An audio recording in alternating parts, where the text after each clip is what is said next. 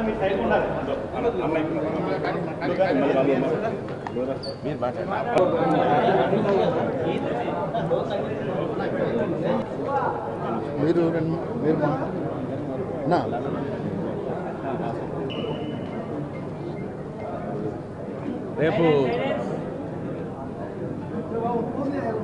రేపు రిలీజ్ కానున్న యాత్ర 2 ప్రీమియర్ షో ఈరోజు ఇక్కడ ఏర్పాటు చేశారు.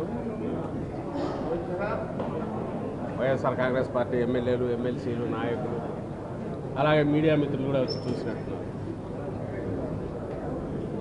యాత్ర తొలిగా ముందొచ్చిన సినిమా, దాని తర్వాత యాత్ర 2. ఈ సినిమా చూసినప్పుడు అంతా కాంటెంపరీ అంటే ఈ మధ్య మన కళ్ళ ముందు జరిగిన చరిత్రే కదా. రాజశేఖర రెడ్డి గారిది అంటే ఆయన 30 ఏళ్ల రాజకీయ అనుభవం,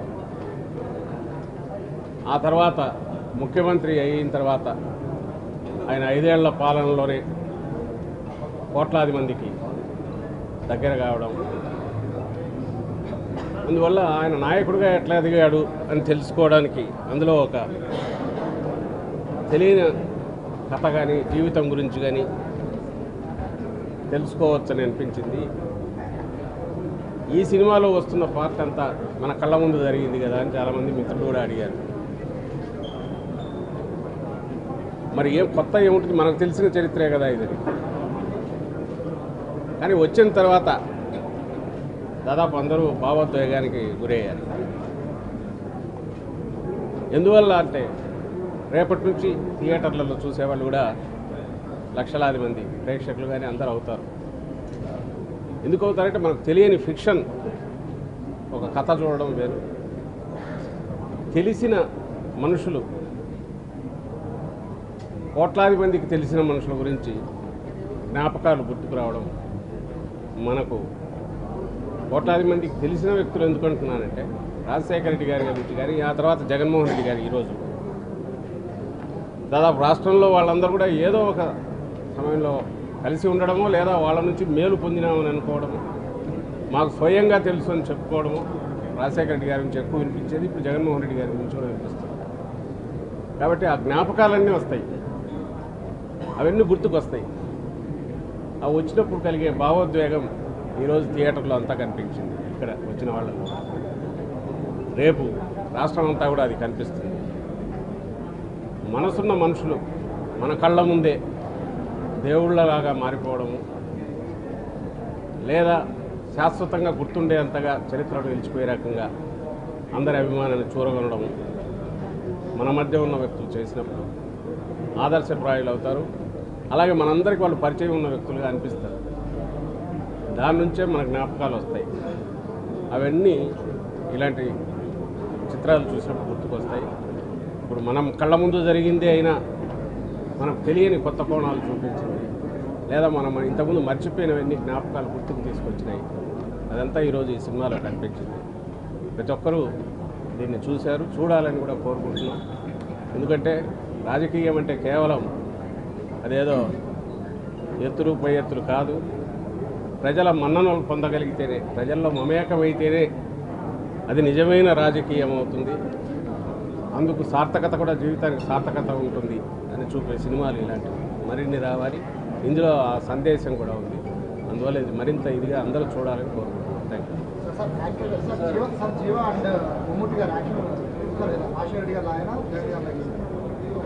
అవన్నీ చూసి మీరు చెప్పాలి, మీరు కూడా చూశారు కదా. పార్ట్ 2 సినిమా ఈరోజు రివ్యూ చూసాం. ఇది ప్రతి వ్యక్తి కూడా, ఈ సినిమా వీక్షించినటువంటి ప్రతి వ్యక్తి కంట కన్నీరు వచ్చింది. కారణం, మంచి చేసిన వ్యక్తి మన మధ్యలో లేకపోతే, మంచి కోసం ప్రయత్నం చేసిన వ్యక్తి జగన్మోహన్ రెడ్డి పడ్డ కష్టాలని కళ్ళకు కట్టినట్టు చూపించి, ఆయన తీసుకున్న ప్రతి నిర్ణయం వెనక వారి తండ్రి రాజశేఖర రెడ్డి గారి ఆశయం, ఆ ఆశయాని కోసమే తన రాజకీయాల్లోకి వచ్చి ప్రజలకిచ్చిన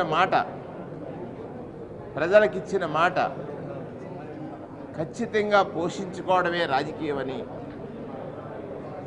రాజకీయాలకి ఒక కొత్త భాష్యాన్ని చెప్పినటువంటి విధంగా ఈ సినిమా పూర్తిగా ఆశాంతం ప్రారంభం నుంచి ముగింపు వరకు కూడా జరిగింది. రాజశేఖర రెడ్డి గారు మరణించిన తర్వాత ఈ రాష్ట్రం ఏ విధంగా చిన్నాభిన్నమైంది, ఆ చిన్నాభిన్నం కావడానికి కుట్రలు ఎలా జరిగాయి, కుతంత్రాలు ఎలా జరిగాయి, కుటిలత్వాలు ఎలా జరిగాయి, ప్రజలకు మంచి చేస్తానంటే దాన్ని నిరోధించడానికి పలు పార్టీలు ఎలా కలిశాయి,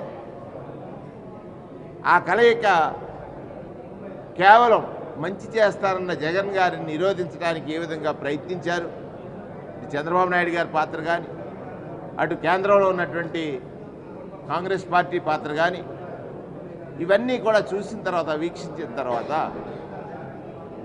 అందుకే జగన్మోహన్ రెడ్డి గారు ఒక నిజం మాదిరిగా మారిపోయి, నిజం తప్ప అబద్ధం తన నోట రాదు అనేటువంటి ఒక విశ్వాసాన్ని, నమ్మకాన్ని ఎలా ప్రజల దగ్గర పొందారు అనే విషయాన్ని తెలుస్తుంది.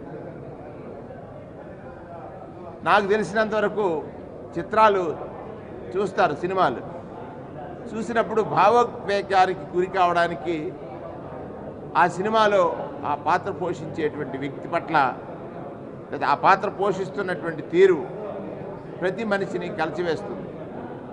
అటువంటి అనేక సన్నివేశాలు ఈ సినిమాలో చాలా గొప్పగా చిత్రీకరించారు.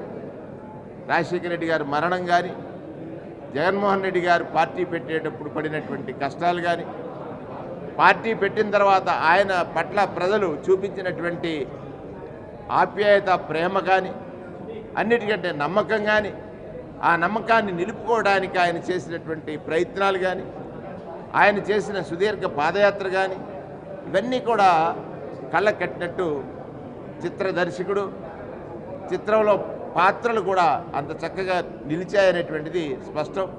ఖచ్చితంగా అందరూ చూడాల్సిన చిత్రం. తెలిసిన కథ, మరొకసారి తెలుసుకోవలసిన కథ, ఎదుటివారికి ఆదర్శంగా నిలిచే కథ యాత్ర 2 కాబోతుందని. ఇది పూర్తి సక్సెస్. ఎందుచేతనంటే ప్రతి మహిళ, చదువుకున్న బిడ్డ, ఏదైతే ఫీజు రియంబర్స్మెంట్ లాంటి పథకాలు పొందినటువంటి ప్రతి వ్యక్తి ఈ చిత్రాన్ని చూసి తీరాలి. ఎందుచేతనంటే యువత రాజకీయాల్లోకి వచ్చేటప్పుడు నమ్మకం ఏ విధంగా కలిగించిన నాయకుడు జగన్మోహన్ రెడ్డి గారు అయ్యారో తెలుసుకోవాలని అంటే ఖచ్చితంగా ఈ చిత్రాన్ని అందరూ చూడాలనేటువంటిది నా యొక్క అభిప్రాయం.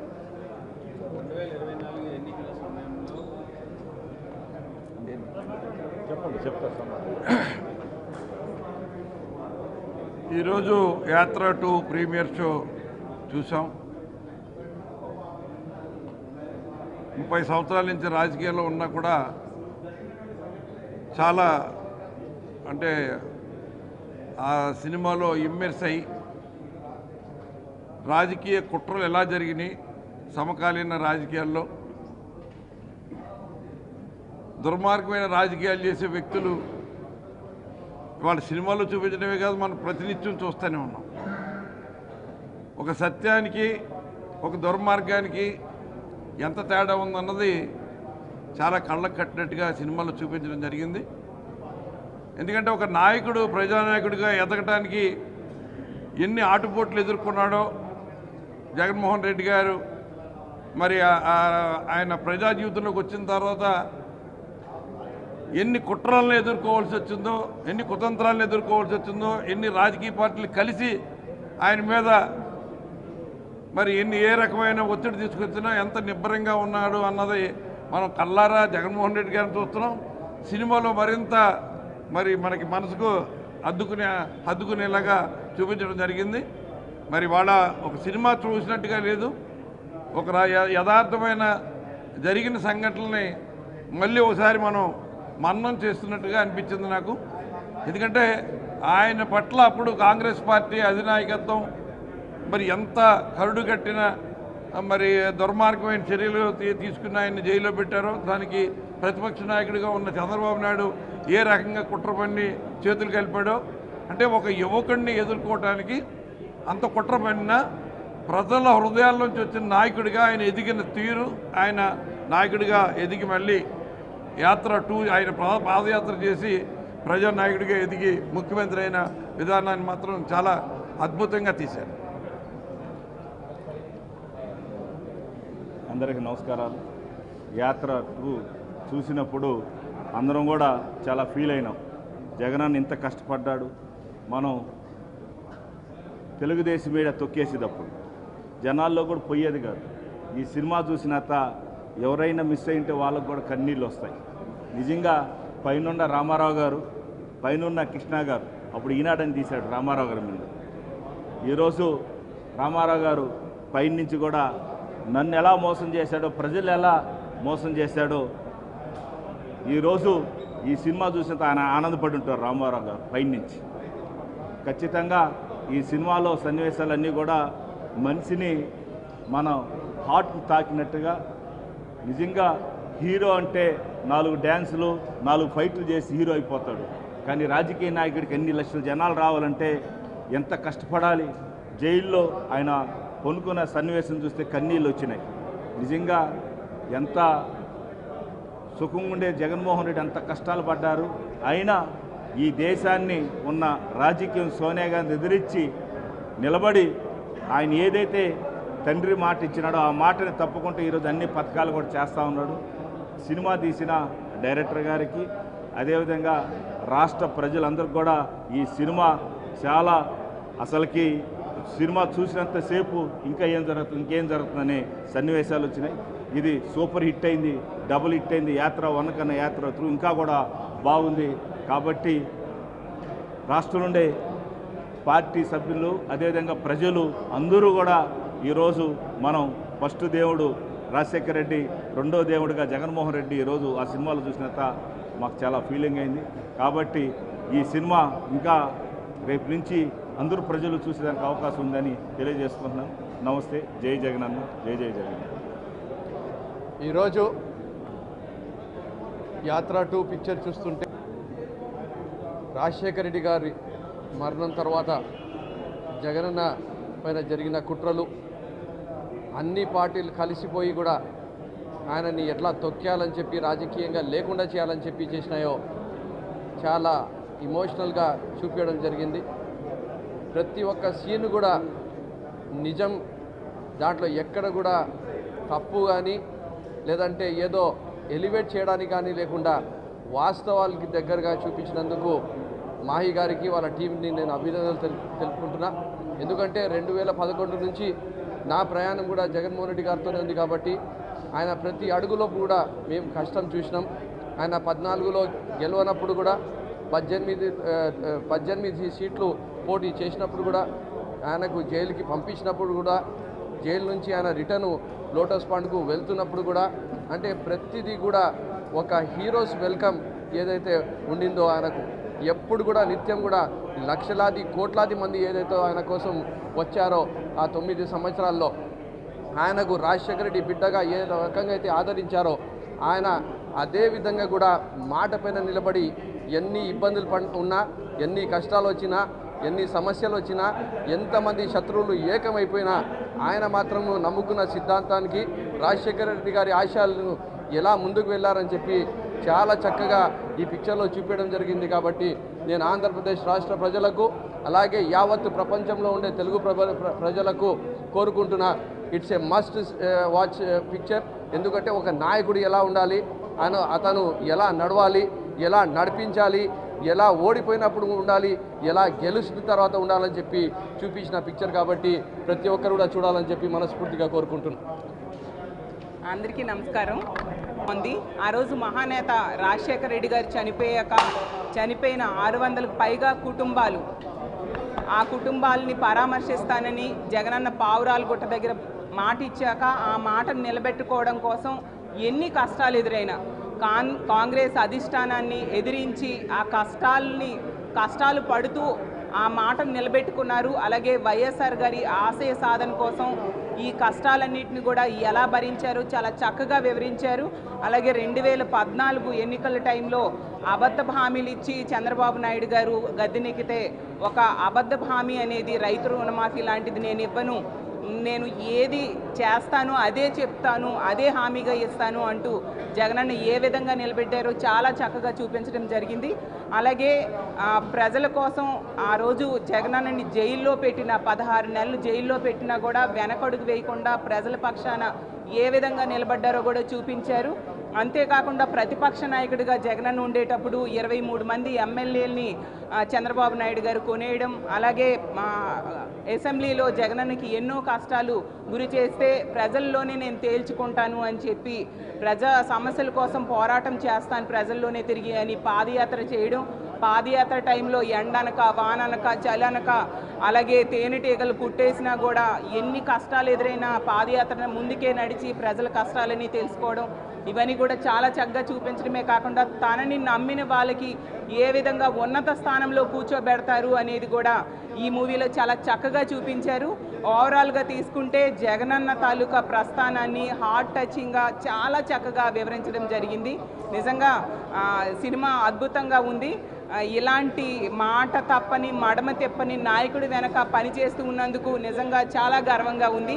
ఎందుకంటే 2010 నుంచి కూడా జగనన్న వెనక నడుస్తూ ఉన్నాము. ఇంత గొప్ప నాయకుడి వెనక పనిచేస్తున్నామని మేము గర్వంగా ఫీల్ అయ్యేట్టుగా ఈ మూవీ ఉందని తెలియజేసుకుంటూ నెక్స్ట్ పార్ట్లో ఖచ్చితంగా ఆ రోజు తీసుకుంటే 2019లో జగనన్న ఏమి చేస్తానో చెప్పి 151 సీట్లు తెచ్చుకున్నారు. ఈ 5 ఏళ్లలో అన్ని హామీలు 99% హామీలు అమలు చేసి ఒక గొప్ప ముఖ్యమంత్రిగా నిలిచి ఏమి చేశానో చెప్పి ఖచ్చితంగా 175కు 175 సీట్లు తెచ్చుకుంటారు. దాన్నే యాత్రాత్రిగా రావాలి అని మనస్ఫూర్తిగా కోరుకుంటూ సెలవు తీసుకుంటున్నాను. జై హింద్.